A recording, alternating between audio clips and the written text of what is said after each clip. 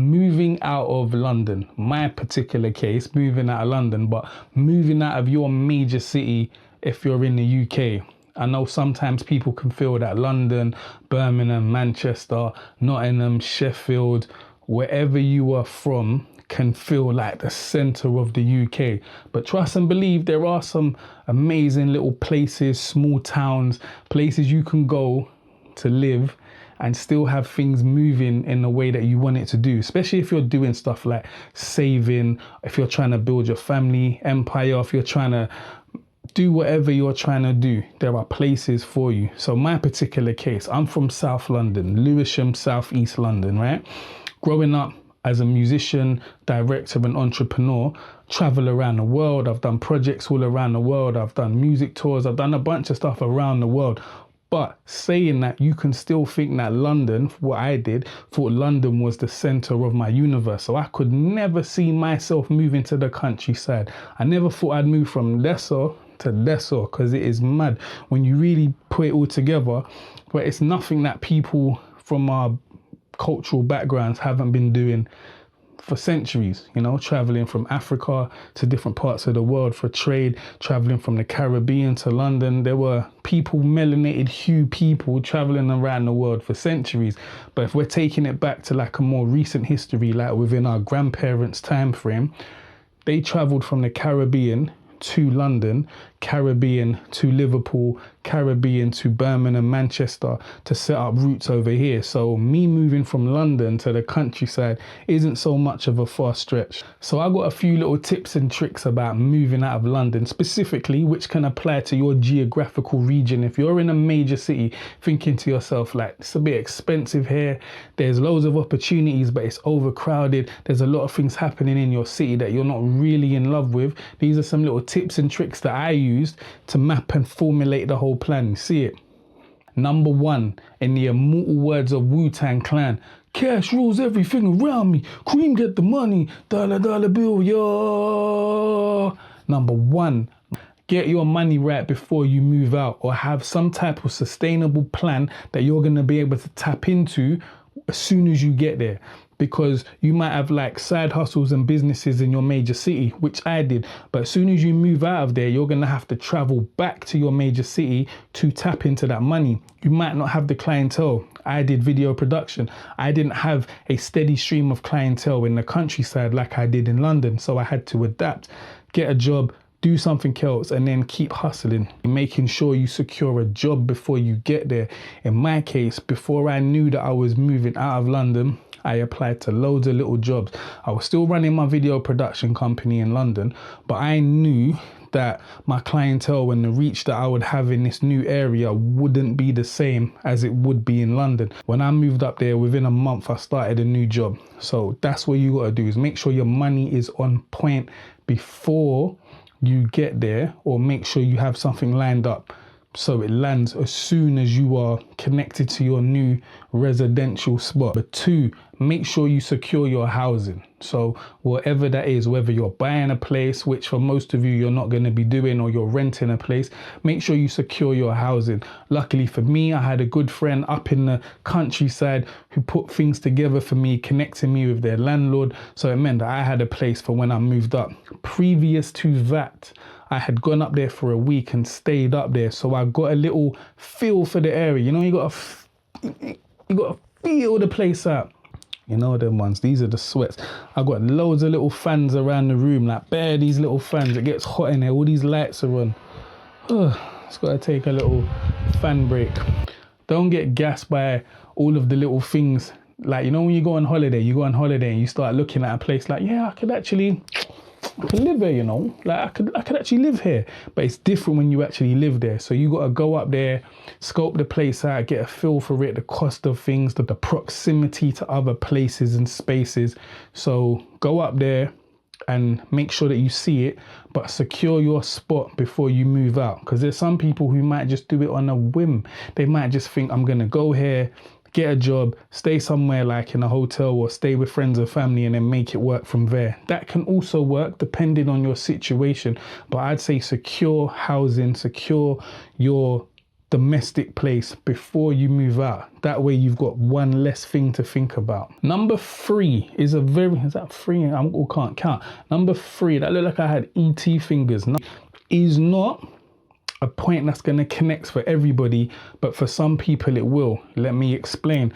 For my brothers and sisters of a melanated hue, that chocolate, there are people out there who don't appreciate your chocolate. It's mad, isn't it? Like, they ain't feeling the chocolate. There's some people who are not feeling the chocolate, right? So you can go to different places and spaces. I know for people such as myself and people who travel, before you travel to a place, either going places in Europe, North Africa, you want to double check, how do people treat people of a melanated hue who look like me and you, i.e. chocolate black people? How do they treat people genuinely in that area before you go there? It's a whole big thing. For people who don't know, Google it, research it, talk to a brother or a sister, and you'll find out it's an actual thing. Before you travel, you want to find out how friendly it is for people of a darker hue, of a chocolate melanated complexion. I'll tell you this, for the majority of times that I've traveled around, it's usually blessed. I move with good energy. Me and my wife, we move around with good energy. We're both of the melanated hue. We just love life. So we're moving around. You always get a good response from most people when you're moving around. It's going to be very different for you looking for somewhere to live, because let's keep it 100. This country's history of racism is very deep, from colonial times till now. And you've got to be mindful of where you're moving, because you need to feel safe in your local environment. With the rise of all these different political parties and how things are shaping up, you need to be very mindful of where you're moving to. So do a little bit of research, walk around the area, get a feel. You got to keep your wits about you and know how to maneuver in certain environments, right? Just move with blessed energy, move with God, prepare to protect yourself, and you should be good. Like when you're traveling anywhere else, just keep head on swivel, keep heart open, and just maneuver, you get me, correctly. You will 100% get that uncultured conversation starter, and I can bet you one of two things will get mentioned in this conversation. Oh, I like a little bit of Bob Marley. Blessings to the legendary infinite energy of Bob Marley and the legacy he's built. It will be random. You'll be in a supermarket doing your thing. You'll get into a conversation, and within the first 30 seconds, one of the first things will be like, oh, you know what? I like a little bit of Bob Marley, in a whatever accent it is from which geographical location you've moved from city to country. Me and my wife, we laugh about it all the time, because we know someone's going to say, like a little bit of Bob Marley. I love Bob Marley, but I don't want to talk about Bob Marley every time I have a new conversation. So you will get that. The people who do travel, you'll realize it will be a usual flowing conversation about life, about regular things. Point 3 isn't for everybody, but for my brothers and sisters, me and you, people of a certain hue, you will have to consider wherever you are moving to, are people receptive to you culturally? Are you going to fit in? Because usually if you're moving to a small town outside of a big city, you might be the only brother who looks like you, because I was for multiple years till I met my queen and I moved her up here. I was on a one-man melanin mission, you get me? That's definitely going to be a thing for you to think about. If you are going to feel comfortable being the only one who looks like me and you of a certain hue in different places and spaces, because there are cultural things, and I'll go on to other things about that later. You've got to know that, you've got to understand that, and you've got to be prepared for that, because moving from London, you can start to think that everywhere is like London. You can start to think that it's going to have the same makeup of different people, different cultures, different communities. It's not going to be like that everywhere you go. So that's something mentally you have to be prepared for as well. I was partially prepared for it, but until moving up here, the gamut of it wasn't really set. This brings me on to point 4. I got that right this time. 1, 2, 3. ET fingers, right? Or Mac and Me. Who remembers Mac and Me? He had the mad finger. Point 4. If you are like me, my family are from the Caribbean, Barbados, BIM, right? If you're from the Caribbean like my family, or you're from Africa, or you're from the Middle East, are you going to be able to find cultural foods that you want to eat and still maintain a connection to in these small little towns? For the most part, no, you're not. You're not. Like, I love plantain, I love yams, I love callaloo, I love sweet potatoes, I love cultural food. And since I've been on my keto journey, like, you can start cutting out loads of those carb type related foods. You can cut out your carbs, right? So you're not going to be eating loads of Caribbean foods, but it's still good to know that you can get it. Are you going to be able to find them? No, you're not going to be able to find them. I told you, I'm a man who likes plantain, yams, sweet potato, callaloo. You get me? In Barbados, we do bakes, which is like a little poverty meal, but it's luxury when you put it together.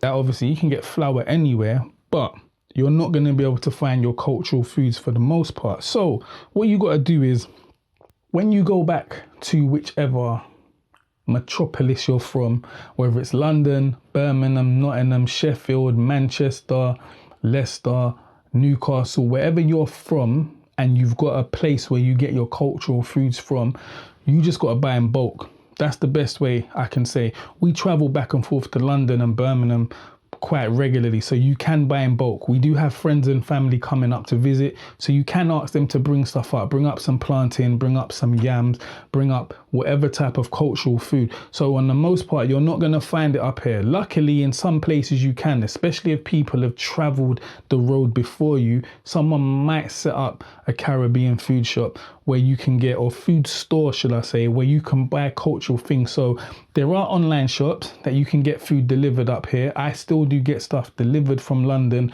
like health shop related things like black seed oil and sea moss. I still get things delivered up here. But in terms of actual food, I haven't found the online place or platform that will deliver fresh Caribbean groceries for me on a weekly or bi-weekly basis. So if anybody does know, drop it in the comments so I can converse with you, because I do need a Caribbean grocery food plug that can deliver, that I can trust the freshness of the food. I've come across a few, but I haven't delved into it. And you know me, I always like to support businesses from us, because that's a major part of what I do. Number 5, transport. The transport in this small town, small village, hamlet. I was going to say Hamlet and Gretel, not Hamlet. Hamlet is William Shakespeare, the great writer. Whatever small town or village you move to, what's the transport going to be like? Are you driving? Are you near a train station? Transport in these small towns is going to be nothing like your major city. I'm spoiled. I'm from London. 24-hour transport for the most part. Night buses. I know certain tubes and trains are running all throughout the night now, and it's changed up. But essentially, these small little towns are not going to have transport that you are used to at all. Where we're living now, the transport routes are completely different. You're not going to find night buses up here. You're not going to find trains that run past 9 p.m. So if you want to go out, and I'll get to that in a second, if you want to go out, you're going to have to be driving. You're going to have to be driving, or you're going to have to plan your routes really great, really good, really well, amazingly, because cabs are wild extortionate. For the distance of like a 15-minute distance, you can be getting charged up to £20 for cabs. The cabmen up here have a crazy monopoly. Like, they need Uber up here. Uber needs to come up here and just start shaking man up. Hey fam, fix up your prices, you know. Fix up your price. You know them old school course man up, just because the cabs up here charge extortionate rates.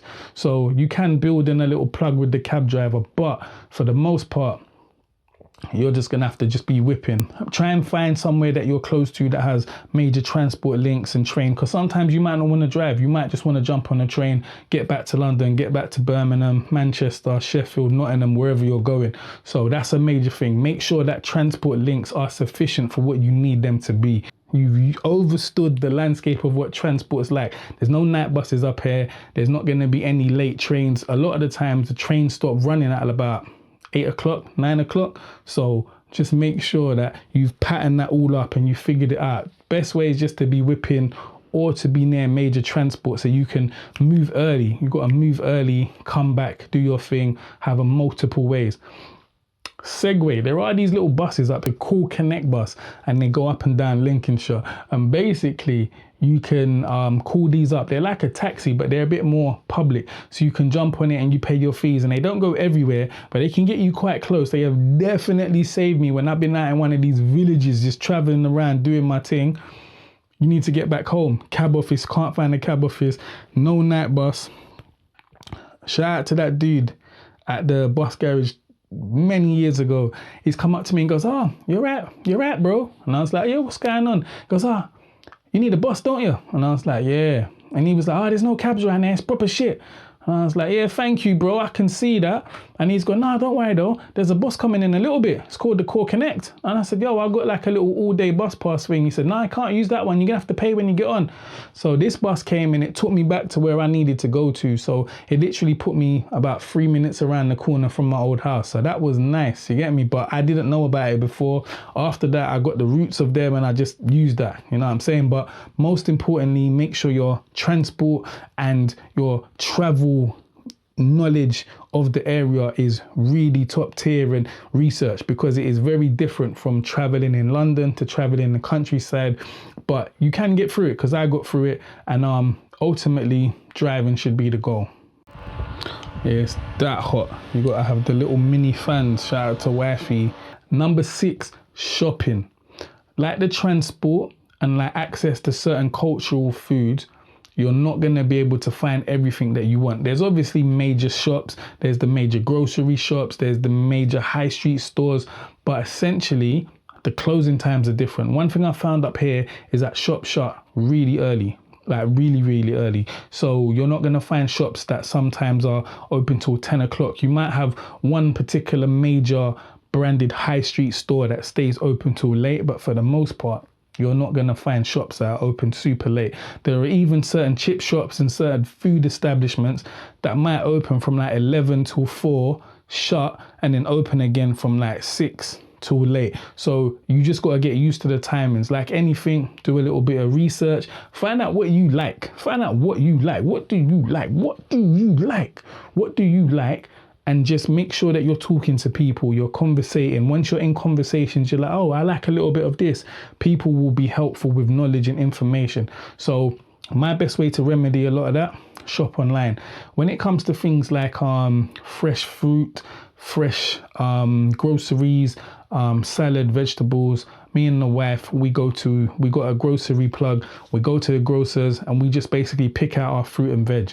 That's the best way we think to do it. You can still obviously get stuff from local branded big supermarkets, but in the quest to try and be more healthy, we do go to a local greengrocers, which we know that the produce is fresh. We know that the produce is seasonal, and you can just build a rapport with the person who owns the shop. You can ask them questions about the produce. You can say, "Where are these grapes from? Where are these grapefruits from?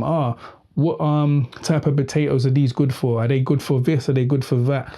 That's a knowledge that you can't get in a supermarket. You can get good information from people who work in a supermarket, but essentially, when you're talking to somebody who's consistently dealing with farmers on a one-to-one basis, or they're dealing with large-scale wholesalers, they tend to have a little bit more knowledge about the food that they're selling you. So it's good to ask these questions to see what's in season. And when you are doing things like that, you're not going to be able to get everything, but you can build up a good rapport with the person in your local greengrocer. You can even call them up, you can order stuff. Number 7, what does dating look like for you moving out of your major city? What does it look like for you? What is your type? If you're a man and you're into a certain type of women, are those certain type of women going to be reflected in your local area that you've moved to? So for instance, me, I'm a brother from the Caribbean. I love women from the Caribbean. I love women of African descent. When I moved up to a small town, there wasn't a reflection of me. I was one of one in this town. So there wasn't women in this town who reflected me. I've dated all races, but I knew who I wanted to find to be lifelong partner would be someone from Caribbean background. There was no women from a Caribbean background up here. So I did the thing that I said I would never do. And I did it. For me, it was dating apps. So that's what I used. Obviously, I'd still be traveling around from different cities and places, meeting people. But the most concentrated way that I was able to date effectively, because let's be real, when you move out of a major city, the options become much more smaller. And you want to make sure that if you're someone who's looking to build your legacy, you're looking to find someone, you're looking to settle roots, you want to make sure that you have as much avenues open so you can get to where you want to get to, i.e. settling down, building a family, building an empire, creating something bigger than you. I wanted to open up new avenues, and so I knew that I'd find my queen out there, and I did. So you can just be a bit more savvy with it when you're on your travels, you're talking to women. But in this day and age, like, women might think that you're a creep if you go up to them on the road. I don't know why, but it's just how it is nowadays. You look like a creep going to talk up. Real talk, this is what they're saying. You look like a creep, or you'll get me too'd if you try to talk to someone out on the road. So some people find it more easier to use dating apps. For me, I'm still old school. When I was single, I'd go up to someone, I'd talk to them, I'd connect, I'd meet through music events and content creation events. So you just got to find your thing. So when I moved up here, I used dating apps, and that worked for me. Ended up meeting my wife, and now we're building the empire. You get me? Building the empire. I don't know why I did that. Remember, that was a Tarantino film. John Travolta. I'm just stabbing myself in the eye. Can you see it? Ninja Turtle fingers. 5 there, 3 there, 3, 5. Number 8. All right. Entertainment. Right. In these small little towns, you're gonna find pubs. You're gonna find clubs. You're gonna find all of that. The raving scene, if you're into raving, if you're in these small little towns and they're coastal, they're always going to have like a vibesy nightlife. Is it going to be the same as major cities? Probably not, but you are going to be able to find some good within what you want to see, whether you're a evening or weekend pub drinker, whether you're someone who likes to go to parks. There's always going to be something to do. Loads of museums, castles, botanical gardens. There's all those kind of things. Just talk to people. Google's your friend. Quite a lot of wildlife, nature reserves as well, type places which you can find out. But in terms of out there raving and clubbing, there are certain places, especially these coastal towns, where you're going to find the nightlife is actually popping. Right? You're going to find the nightlife is actually popping, especially when you got people from all over the UK converging in one particular place. It can be a vibe. Essentially, what you're used to in your major city, let's say London, it's going to be a reduced version of that. So you might not get the same, you're not going to get the same type of nightlife that you expect, but you can still make it work. It can still be a vibe for you. And I think if you're moving out of London, to come out of London just to expect to find places to rave, you're kind of hustling a little bit backwards. You can utilize the local space, the local sphere, the local local geography that you're moving into. You see that? I'm an MC, but my geography, the local geography of where you're moving to, make it work for where it is. You're just gonna have to tap into what's local, especially when you're in the countryside. If you're near a beach, botanical gardens, if you're near nature reserves, if you're near historical sites like castles and museums, utilize that and then tap into your passions. There's obviously gonna be things like gyms. There's obviously gonna be places like sports and recreation places.